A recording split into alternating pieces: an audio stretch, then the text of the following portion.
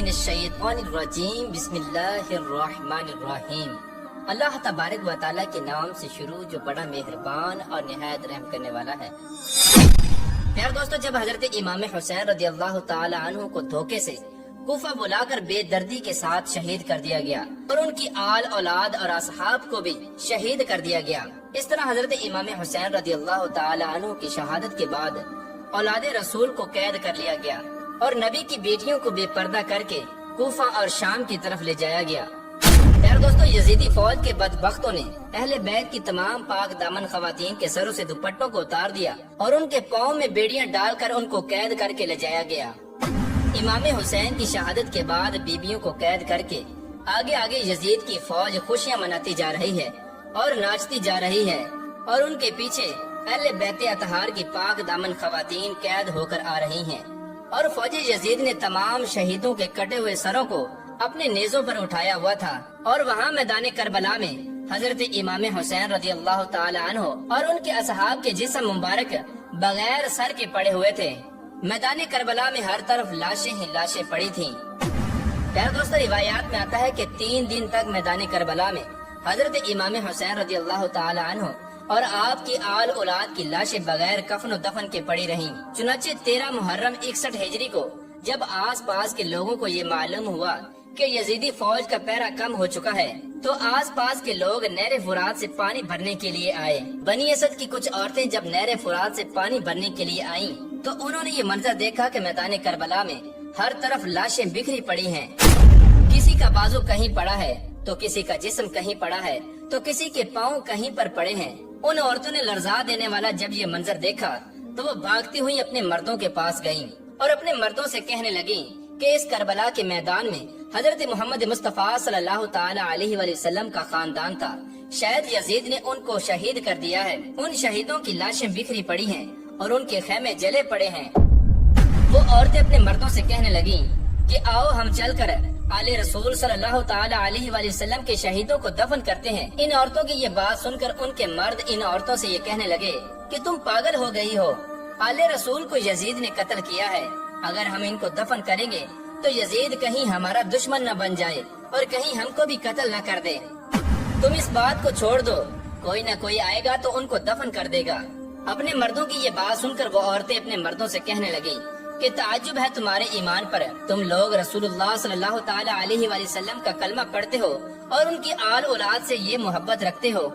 یاد کرو کہ حضور پاک صلی اللہ تعالی علیہ وآلہ وسلم نے کیا فرمایا تھا کہ میں تم لوگوں سے کچھ نہیں مانگتا سوائے اس کے کہ تم لوگ میری آل اولاد سے محبت کرو۔ اس طرح یہ عورتیں اپنے مردوں سے کہنے لگیں کہ اگر تم لوگ نہیں جاتے تو مت جاؤ، ہم جائیں گے حضور پاک صلی اللہ تعالی علیہ وآلہ وسلم کی آل اولاد اور ان کے نواسے کو دفن کرنے کے لیے۔ پیار دوستو، بات جب یہاں تک آن پہنچی تو ان مردوں میں سے چند مردوں کی غیرت جاگ اٹھی اور وہ اپنی عورتوں کے ساتھ میدان کربلا میں پہنچے۔ بس جب یہ لوگ میدان کربلا میں پہنچے تو اس منظر کو دیکھ کر خون کے آنسو رونے لگے اور سوچنے لگے کہ ان کو کیسے دفن کریں۔ انہوں نے دیکھا کہ میدان کربلا میں جتنے بھی شہید موجود ہیں، کسی کے تن پر سر نہیں تو کسی کا بازو نہیں تو کسی کے جسم کے ٹکڑے ٹکڑے ہوئے پڑے ہیں۔ یہ منظر دیکھ کر وہ حیران و پریشان ہو گئے اور سوچنے لگے کہ ان کو کیسے دفن کیا جائے۔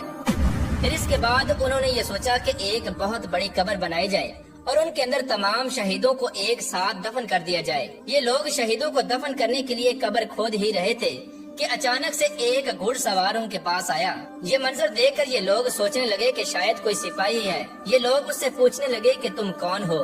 تو وہ گھڑ سوار بولنے لگا کہ میں رسول اللہ صلی اللہ تعالی علیہ وآلہ وسلم کے نواسے کا بیٹا زین العابدین ہوں۔ یہ منظر دیکھ کر تمام لوگ زاروں کی طرح رونے لگے۔ اس کے بعد حضرت امام زین العابدین نے زمین پر ایک کپڑا بچھایا اور حضرت امام حسین رضی اللہ تعالی عنہ کے اعضاء کو اکٹھا کرنا شروع کر دیا۔ کہیں سے امام حسین رضی اللہ تعالی عنہ کا ہاتھ مبارک ملتا ہے تو کہیں سے امام حسین رضی اللہ تعالی عنہ کے جسم کا کچھ حصہ ملتا ہے۔ اس طرح حضرت امام زین العابدین نے حضرت امام حسین رضی اللہ تعالی عنہ کے تمام جسم کے حصوں کو جمع کیا اور ایک مقام پر اکٹھا کر لیا۔ اور جب حضرت امام زین العابدین حضرت امام حسین رضی اللہ تعالی عنہ کو دفن کرنے کے لیے میدان کربلا میں زمین کو کھودتے ہیں تو دیکھتے ہیں کہ ایک جگہ پر پہلے سے ہی قبر بنی ہوئی ہے۔ چنانچہ حضرت امام زین العابدین حضرت امام حسین رضی اللہ تعالی عنہ کو اس قبر کے اندر دفن فرما دیتے ہیں اور ان کے ساتھ حضرت امام زین العابدین اپنے بھائی حضرت علی اصغر اور حضرت علی اکبر کو بھی دفن کر دیتے ہیں اور میدان کربلا میں ایک قبر بنا دیتے ہیں، اور وہاں دوسری طرف جو ان لوگوں نے ایک بہت بڑی قبر کھودی تھی، وہاں اس قبر میں کربلا میں موجود تمام شہیدوں کو اس قبر کے اندر دفن کر دیا جاتا ہے۔ پیارے دوستوں، میدان کربلا میں موجود اس جگہ کو آج بھی گنج شہیداں کہا جاتا ہے، جہاں تمام شہداء کربلا کے جسم مبارک ایک ساتھ دفن کیے گئے ہیں۔ اس طرح جب تمام شہداء کربلا کو دفن کر دیا گیا تو کسی نے کہا کہ ایک شہید کو دفن کرنا ابھی باقی ہے، کوئی بوڑھے صحابی ہیں، ان کو ابھی تک تدفین نہیں کیا گیا۔ اس وقت حضرت امام سجاد رضی اللہ تعالی عنہ رو کر فرمانے لگے کہ یہ حبیب ابن مظاہر ہے۔ آپ علیہ السلام فرمانے لگے کہ اللہ تبارک و تعالی یہ چاہتا ہے کہ ان کو ایسی جگہ دفن کیا جائے کہ جہاں پر جب بھی کوئی حضرت امام حسین رضی اللہ تعالی عنہ کے پاس آئے تو ان کو سلام کر کے آئے۔ اس کے بعد حضرت حبیب رضی اللہ تعالی عنہ کو دفن کیا۔ جب سب لوگ دفن کرنے کے بعد جانے لگے تو کسی نے کہا کہ ٹھہرو، ابھی ایک اور شہید کو دفن کرنا باقی ہے۔ تو لوگوں نے کہا کہ تمام شہیدوں کو دفن کر دیا ہے، اب کون سا شہید باقی ہے؟ تو حضرت امام سجاد علیہ السلام فرمانے لگے کہ آؤ نہر فرات کے کنارے۔ جب تمام لوگ وہاں پر پہنچے تو دیکھا کہ حضرت عباس رضی اللہ تعالی عنہ کا ایک بازو پڑا ہے۔ جب لوگ تھوڑا آگے بڑھے تو دیکھا کہ حضرت عباس رضی اللہ تعالی عنہ کا دوسرا بازو پڑا ہے، اور حضرت عباس رضی اللہ تعالی عنہ کا جسم مبارک وہاں پر موجود ہے جہاں پر آپ لڑتے لڑتے شہید ہوئے تھے۔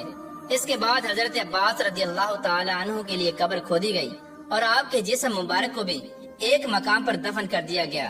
آج بھی میدان کربلا میں حضرت عباس رضی اللہ تعالی عنہ اور حضرت امام حسین رضی اللہ تعالی عنہ کی قبر مبارک ایک دوسرے کے آمنے سامنے ہیں۔